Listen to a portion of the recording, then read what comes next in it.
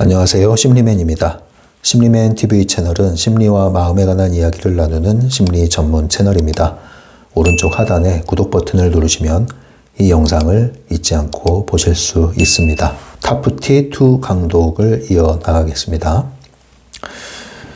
네, 오늘도 다운머리 이미지를 계속 여러분들 각인시켜드리기 위해서 이 이미지를 보여드립니다. 계속 반복하다 보면 여러분들 자연스럽게 이해 안 되던 게 이해되시고 또 점점 새겨지기 때문에 자연스럽게 현실로 녹아들 수가 있습니다. 이 강독 영상이 작은 주제 하나를 다루지만 항상 하나로서 완성을 시키려고 하고 있기 때문에 여러분들이 연속적으로 들으시면 당연히 좋겠지만 다 듣고 나서라도 필요한 대로 강의 하나하나를 필요한 대로 찾아서 골라서 다시 보시는 것도 도움이 되겠습니다. 다운머리 기법 이미지인데요. 오늘은 이런 걸 강조해 볼까 합니다. 다운머리를 하는 데 있어서 얼마나 해야 되느냐, 기간 얼마나 해야 되느냐, 이 시간적인 부분에 있어서 시간이 중요한 게 아니다. 네, 시간이 중요한 게 아니라 집중이 중요한 것이다. 우리가요 10초라도 집중을 할 수가 있고요. 10시간이라도 집중을 못 할 수가 있어요. 다 경험하셨죠? 10초라도 집중을 하면 이게 강력한 효과를 보여주지만 10시간이라도 집중하지 않은 채로 분주한 마음으로 멍한 상태로 앉아있으면 이도 저도 아닌 거죠. 이것이 바로 허송했다. 허송세월이다 이렇게 얘기를 하잖아요. 그래서 우리는 알차게 다운머리를 하기 위해서는 집중이 관건이다. 그러니까 얼마나 해야 돼요? 이런 건 중요한 게 아니에요. 그러면 집중해서 시간을 오래 하는 건 어떻습니까? 예를 들면은 집중한 상태로 10시간을 하면 일주일 안에 이루어지나요? 자, 이런 거 보고 이제 어리석은 질문이다 이렇게 되는 거예요. 어리석은 질문이다. 이 질문 자체에 뭐가 들어있습니까? 과욕이 들어있다. 과욕. 욕심. 왜 욕심이 날까요? 간절함, 초조함, 불안함이 있기 때문에, 조급함이 있기 때문에. 이 말은 또 뭘 뜻합니까? 지금 현실이 상당히 어렵구나. 이걸 타개해야 되는데 마음이 불안해서 빨리 뭔가 뒤집고 싶구나. 빨리 뭔가 뒤집고 싶구나. 빨리 뭔가 벗어나고 싶구나. 이러한 마음이 밑바탕에 깔려 있다는 뜻입니다.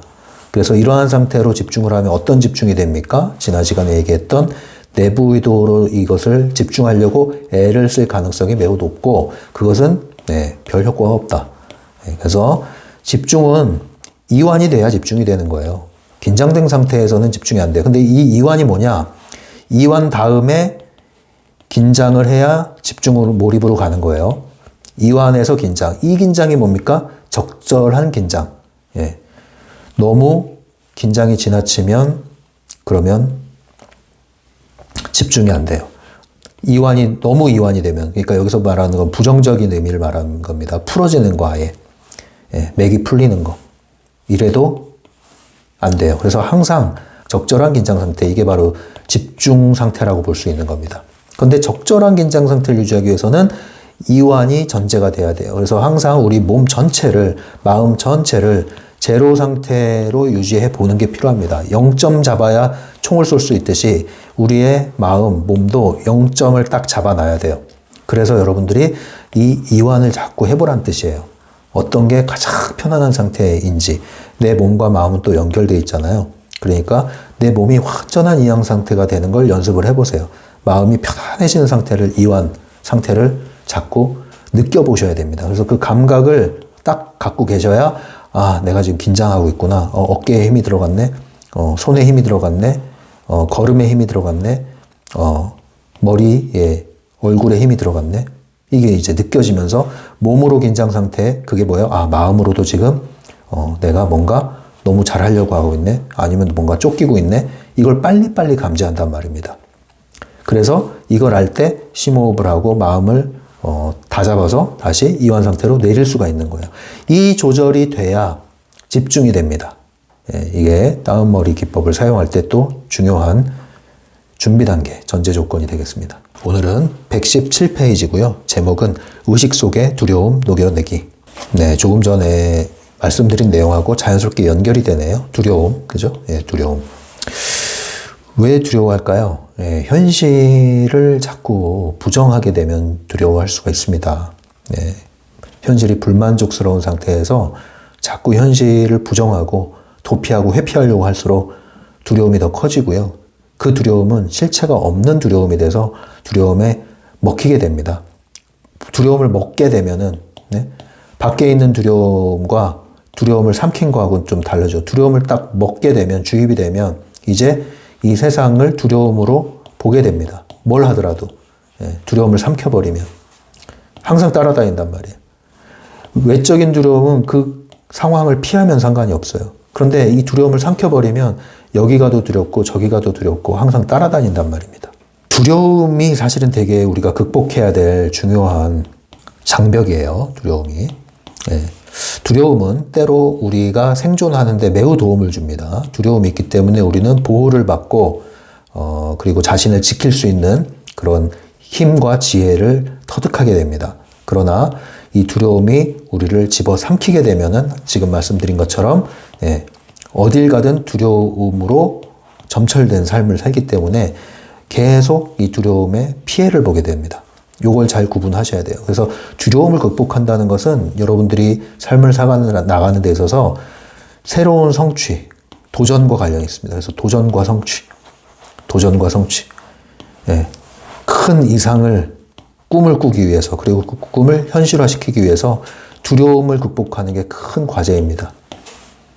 내가 몸이 거인 같아도요, 이 안에 두려움을 주입시키면요, 예, 이 조그마한 꼬맹이가 발 걷어차도 도망갑니다. 무서워서. 예, 깡으로 충만한 꼬맹이한테 진단 말이에요. 덩치가 이만해도. 자, 중학교 때 제가 우리 반에 있는 예, 조그만 애가 있었어요. 근데 보통 아니에요, 이 깡다구가. 그런데 싸움이 붙었는데 다른 학급에 있는 애인데 덩치가 이만해. 누가 봐도 한 주먹에 얘가 나가 떨어져야 되는데 요 깡따구 큰 놈이 얼마나 깡따구가 좋은지 전혀 쫄질 않는 거예요. 그랬더니 이 큰 놈이 쫄아가지고 몇 대 맞고 도망가 버렸어. 두려움에서 이미 승부가 나는 겁니다. 인생에서도 잘 생각해 보시면 이 두려움이 장애물이 되고 걸림돌이 되고 우리를 주저하게 만드는 겁니다. 그런데 이 두려움은 과연 실체가 있는 두려움이냐 없는 두려움이냐. 대부분 실체가 없는 두려움. 이건 어디서 왔다? 두려움을 내가 삼켰다. 어떤 식으로든지 언제 어떤 방식으로든지 주입한 거든지 내가 키운 거든지 어쨌든 맞물린 거든지 내가 두려움을 삼켜서 두려움이 나를 지배하게 만들었다. 이 상태가 되면 이제 이 두려움은 실체 없는 두려움이 됩니다. 막연한 두려움. 그래서 그 막연함이 또 두려움을 다시 되갚아줍니다. 그래서 예, 펜듈럼은 참 좋죠. 요거 하나 주입해놨더니 계속 두려움에 의해서 예, 이 사람의 에너지를 계속 빨아갈 수가 있어요. 널 어디로 가도 좋아. 뭘 해도 좋아. 하고 싶은 거 다 해. 그러나 두려움 삼킨 건 내뱉지 마. 이 두려움을 녹여내지 마. 이 뜻이죠. 그래서 우리 의식 속에 칩처럼 박힌 이 두려움을 녹여내기, 탈탈 털어내기, 지워버리기, 극복하기, 이것을 해야 되겠다. 이걸 하지 않는 한 우리가 타프티 트랜서핑을 하는데 또 다른 장애물이 될 겁니다. 그리고 두려움의 또 친한 친구가 뭡니까? 불안. 예. 비슷한데 다른 예, 불안. 불안은 성취와 관련이 있는 감정이라고 볼 수 있습니다. 그래서 불안보다 사실은 두려움이 더 나빠요. 예, 왜냐? 두려움은 아예 시도조차를 못하게 만들어. 그런데 시도하면서 따라오는 게 불안이에요. 예, 그러니까 두려움을 극복해서 뭔가 하려고 할 때 이제 뭐예요? 예, 안 되면 어떡하지? 실수하면 어떡하지? 예, 불안이 이제 따라다니면서 계속 방해를 합니다. 근데 불안보다 더 나쁜 건 두려움. 아예 엄두를 못 내게 만들죠. 엄두를 못 내게 만들어요. 근처를 못 가게 만들어요. 그래서 두려움에 점철되어 있을수록 두려움을 봐야 해결이 됩니다. 근데 두려움을 더 못 보는 그런 패턴으로 만들어지죠. 알고 보면 이 두려움은, 이 실체는 그렇게 크지 않아요. 부풀려져 있어요. 부풀려져 있어요. 그래서 있는 그대로 보게 되면은, 두려움의 실체를 보게 되면 대부분의 두려움은 날아가 버립니다. 자, 이제 책을 보면서 진행을 해볼게요. 117페이지 두 번째 단락. 불안함, 초조함, 두려움은 너희가 의식이 없는 등장인물일 때 그 상태에 있기 때문에 생기는 감정들이다. 트랜서핑으로 오면은 이 두려움은 어떻게 해석이 됩니까? 두려움, 불안, 초조 이런 것들 어떻게 해석이 됩니까? 의식이 없는 등장인물일 때, 이건 뭐예요? 텅 빈 마네킹. 텅 빈 마네킹. 그게 뭐예요? 따옴머리 하는 마네킹이 아니라 펜듈럼에 포획된 마네킹. 펜듈럼에 포획돼서 잠들어 있는 상태. 다른 말로 주인이 아닌 노예의 위치. 선택권을 팔아버린 상태. 이 상태가 불안함, 초조함, 두려움입니다. 잘 생각해 보세요. 내가 선택을 할 수 있어. 어떤 상황이 와도 난 선택할 수 있어. 어떤 상황이 와도 난 계속 선택할 수 있다니까. 그리고 그 선택한 것이 나의 현실이 될 거라니까. 실패했다고 또 선택할 수 있다니까.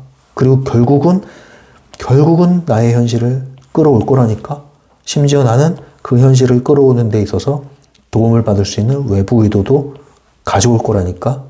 자, 이러한 선택권자의 위치, 운전대를 잡은 사람의 위치가 있다면 왜 두렵습니까? 그게 나를 주저하게 만들 두려움이 되겠습니까? 두려움이 올라와도 아무것도 못하고 있게 손발 꽁꽁 묶어두게 놔둘 수 있겠습니까? 이런 상태라면, 깨어있는 상태라면 뭐가 됩니까? 운전하고 가면 되죠. 두려우면 피할 수 있는 것도 선택이잖아요. 그런데 두려움을 삼키면 뭐예요? 나는 피할 수 없거든, 두려움을. 그 순간 뭐예요? 선택권을 잃어버린 거예요. 그러니까 나는 선택할 수 있는 사람이야. 나는 현실을 조종할 수 있는 사람이야. 나는 나를 컨트롤할 수 있는 사람이야. 현실을 컨트롤할 수 있는 사람이야. 여기에 대한 확고함이 없는 순간 여러분들은 두려움의 노예가 되는 거예요. 두려움이 안 일어나는 건 아니에요. 있을 때가 있죠. 어떤 종류든, 보이는 것이든 보이지 않는 것이든 두려움이 올 수가 있습니다. 그러나 여러분들이 이 선택권자의 위치를 갖고 있으면, 확고하게 갖고 있으면 두려움이 올라오더라도 거기에 사로잡히진 않아요. 두려움을 안고 가죠. 피해가든 타개하든. 그래서 여러분들이 새로운 관점에서 한번 접근을 해보십시오. 두려움을 녹여내는 방법 나왔네요. 뭐예요? 트랜서핑을 하기 위한 정위치, 현실의 지배자 위치, 선택권자의 위치, 운전대를 잡은 위치로 다시 돌아와라. 네, 마지막 줄입니다. 그 밖에도 너희가 겁을 먹는 이유는 무시무시한 일이 일어나서가 아니라 어떤 상황이 일어났을 때 의식이 없어서 도저히 손을 쓸 수 없기 때문이다. 지금 한 말이죠. 외부에서 어떤 두려움의 실체가 있는 게 없어요. 거의 대부분은. 사실은 내 마음 안에서 어떻게 할 수가 없다는 생각, 스스로 손발을 묶어버리는 거죠. 스스로의 생각, 의식이. 이 상태, 좀비 상태. 이게 이제 꼭두각시 상태, 좀비 상태. 이게 두려움을 증폭시키는 거다. 계속 읽겠습니다. 온전한 자기 자신일 때에는 두려워할 것이 없다. 온전한 자기 자신이 뭐예요? 바로 현실 조종자, 지배자, 선택권자의 위치. 온전한 자기 자신, 나는 나. 나는 뭐 잃을 것도 없고 얻을 것도 없어. 그냥 나는 나야. 끝. 근데 나를 너무 귀하게 막 여기는 거, 이건 뭡니까? 겁먹어서 그래요. 보호하려고. 나를 너무 귀하게 여기는 것도 겁먹어서 그렇다고요. 그냥 잃을 것도 없고 얻을 것도 없고 나는 나야. 딱 그렇게 여겨보세요. 그게 지난번 말씀드린 소문자 나에서 대문자 나, 건강한 나의 위치로 온 겁니다. 이 상태가 돼야 실체 없는 두려움에 먹히지가 않아요. 그리고 더 나아가면 이제 자유함이 되죠.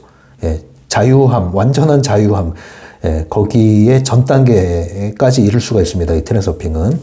이 이후의 얘기는 제가 다루지 않고 있어요. 근데 적어도 건강한 나로 돌아와서 트랜서핑을 현실 기반으로 해나가는 상태. 이 정도만 돼도 여러분들은 매우 훌륭한 상태, 변화의 상태, 자연스러운 상태가 되는 겁니다. 계속 읽을게요. 생명과 직결될 정도로 위험한 상황에서 두려움을 느끼는 것에 대해 이야기하는 것이 아니다.